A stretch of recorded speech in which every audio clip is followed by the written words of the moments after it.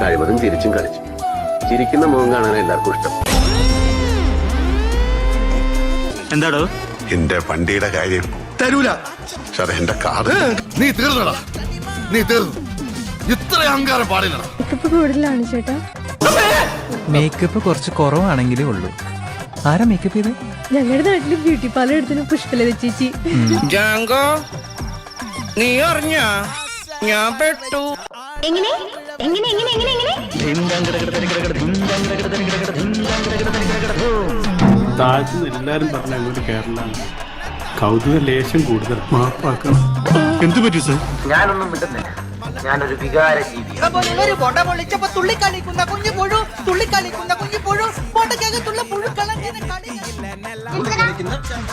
കുറെ നേരായി അപമാനിച്ചേ ഞാൻ പോയിക്കോട്ടെ. Bye bye, Tata, good bye.